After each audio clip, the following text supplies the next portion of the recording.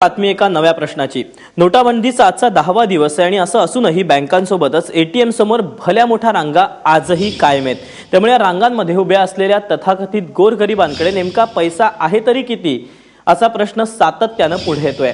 गोरगरिबांच्या खांद्यावर बंदूक ठेवून धनदांडगे काळ्याचा पांढरा करतायत की सरकार नियोजनात सपशेल अपयशी ठरतंय असे एक ना अनेक प्रश्न यामुळे तयार होत आहेत। बँकेत पैसे भरायला आलेले आणि नोटाबंदीसाठी आलेले सगळेच बँकांसमोर दबा धरून आहेत। त्यातच आता नोटाबंदीची मर्यादा 4,500वरून 2,000 करण्यात आली आहे। गर्दी टाळण्यासाठी सरकारने केलेल्या या उपायानं नक्की गर्दी कमी होणार की त्यात आणखी वाढ होणार हे येत्या काही दिवसातच स्पष्ट होईल।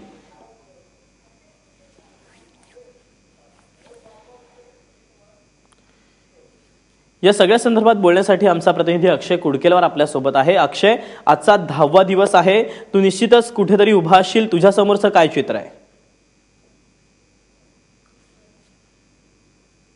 दीपक, सध्या आपण ज्या ठिकाणी उभा आहोत मुंबईच्या जेबी नगर परिसरातील ही कॅनरा बँक आहे। सकाळपासून गर्दी या बँकेमध्ये आहे। ही जी रांग आपण बघू शकतो यापेक्षाही मोठी रांग होती। आता बँक उघडल्यानंतर जवळजवळ बँक मध्ये सुद्धा शेकडो लोक आतमध्ये गेलेले आहेत आणि बँकमध्ये पैसे या ठिकाणी अनेक जण आले विड्रॉल करायला, अनेक ठिकाणी जे लोक आले आहेत ते पैसे आपले डिपॉझिट करायला, एक्सचेंज करायला, अशा सगळ्या पद्धतीने लोक या ठिकाणी आलेले आहे। आणि ज्या टोकन सिस्टीम सुरू झालेली आहे यामुळे लोक सकाळी 4 वाजतापासून आपले नंबर लावून या ठिकाणी भल्या पहाटे येत आहे आणि त्यामुळे मोठ्या प्रमाणात थोडा त्रास या ठिकाणी नागरिकांना सहन करावा लागतोय। आणि काल सरकारने जी एक कॅश एक्सचेंज लिमिट केली होती ती 4,500वरून 2,000वर आणली आणि नेमकं त्याचा एक आता नाराजी लोकांकडून व्यक्त केली जाते। आपल्यासोबत काही लोक आहे जे सकाळपासून लाईनमध्ये आहेत, त्यांची नेमकी काय प्रतिक्रिया आहे सगळ्याविषयी जाणून घेऊया। आप मुझे बताइए, रोज आप बैंक में आ रहे, क्या दिक्कतें जा रही है इस निर्णय की वजह से? पहले तो यहाँ पे कोई भी एटीएम चालू नहीं है। एटीएम आप देख सकते हो 4 बैंक होने के बाद भी एक भी एटीएम चालू नहीं है। अगर एटीएम होगा तो ऑलमोस्ट लाइन कम हो जाएगा। उनके पास कोई व्यवस्था नहीं है एटीएम के लिए। और आप अंदर देख सकते हो कि इतना डिपॉजिट के लिए लाइन लगा हुआ है, एक्सचेंज के लिए लाइन लगा हुआ है। अलग अलग बोलते हैं लेकिन एक भी लाइन अलग नहीं है, एक भी लाइन अलग नहीं है। सब एक ही लाइन में लोग सिस्टम कर रहे हैं। आप देखो 4 लाइन बोलते हैं लेकिन 4 में से एक ही लाइन है सिर्फ।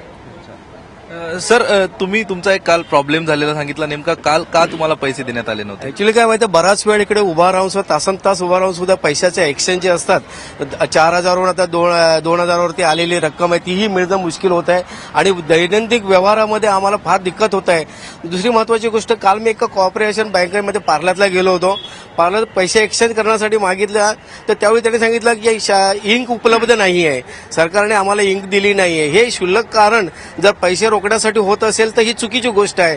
जर म्हणत असेल की माननीय पंतप्रधानांनी जर हा काळा पैसा बाहेर काढण्यासाठी एक चांगला मार्ग सुचवला असेल तर त्याचबरोबर हेही दुष्परिणाम आहे आम जनतेचा की जनमानसानं हे सामना आणि समस्यांना तोंड द्यावं लागत आहे आणि ही फार चुकीची बाब आहे। यासाठी पूर्वनियोजित वगैरे व्यवस्थित पद्धतीने केलं। आपल्यासोबत एक ग्राहक आहे कॅनरा बँकेचे जे पैसे घेऊन सध्या बाहेर आले आहेत, त्यांच्याकडनं जाणून घेऊया। सर, जो तुम्ही एक्सचेंज करायला गेला होता कालपर्यंत 4,500 रुपये तुम्ही एक्सचेंज करू शकत होता, आता 2,000, काय वाटतं यावर तुम्हाला? एक खूपच आम्हाला त्रासदायक होतं। आम्ही सकाळी 4 वाजल्यापासून इथे लाईन लावल्यानंतर मला आता एवढेसे थोडेसेच पैसे मला विड्रॉल करता आले, जे काल 4,500 करता येत होतं आज डायरेक्ट 2,000वर। या 2,000वर आम्ही काय करायचं? उपचार करायचं, डॉक्टरांना दाखवायचं की नाही दाखवायचं, ह्या सगळ्या गोष्टी याच्यामध्ये येतोय। एटीएमचं यांच्याकडे संख्या नाही आहे, एटीएम चालू नाही आहे, एटीएम बंद आहे, शटर बंद आहे। तर विड्रॉलसाठी तुम्ही बँकेच्या लाईनमध्ये तासनतास उभे राहा। जे दैनंदिन गोष्टी आहेत त्या गोष्टी आम्हाला पैशाशिवाय तर मिळणार नाही, पैसे दिल्याशिवाय तर तुम्हाला दूध मिळणार नाही। त्यामुळे खूप काही त्रास होतोय। तर याच्यावरती सरकारने म्हणजे सर्वोत्तरी प्रयत्न करून सामान्य माणसाचे प्रॉब्लेम सॉल्व्ह करावे। दीपक, एक प्रमुख कारण यामध्ये जे आपल्याला समोर येताना बघायला मिळतं ते प्रमुख कारण असं आहे या सगळ्या मागचं की अनेक एटीएम मध्ये कॅश नसल्यामुळे, अनेक एटीएम आउट ऑफ सर्व्हिस असल्यामुळे या ठिकाणी लोकांना एटीएम वरनं पैसे काढता येत नाही आणि त्यामुळे बँकेच्या रांगेमध्ये ताटकळत राहावं लागतंय। आणि ही रांग सुद्धा वाढण्याचं जे आपण कारण बघतोय ते कारण लोकांनी स्पष्ट केलेलं आहे अगदी की एकच रांग आहे। जर पैसे डिपॉझिट करायचे आहे, एक्सचेंज करायचे आहे किंवा विड्रॉल करायचे आहे तर एकच रांग आहे आणि त्यामुळं या ठिकाणी याचा नाहक त्रास लोकांना सोसावा लागतोय। एकीकडे स्वागत केलं जातंय नरेंद्र मोदीच्या निर्णयाचं, मात्र दुसरीकडे याचा आम्हाला त्रासही होतो अशी तक्रार व्यक्त केली जाते। दीपक। निश्चित असते. त्यामुळे आता या सगळ्यावर नेमका काय तोडगा निघतो हे पाहणं देखील महत्त्वाचं आहे. सरकारकडनं सुद्धा अक्षय खरं तर विविध योजना आहेत, विविध ज्या आयडिया आहेत त्या लढवल्या जात आहेत. मात्र जी 10 दिवसानंतर सुद्धा बँकेसमोरची रांग आहे ती संपता संपेना अशीच काहीची परिस्थिती पाहायला मिळते. अक्षय, धन्यवाद दिलेल्या सगळ्या सविस्तर माहितीबद्दल.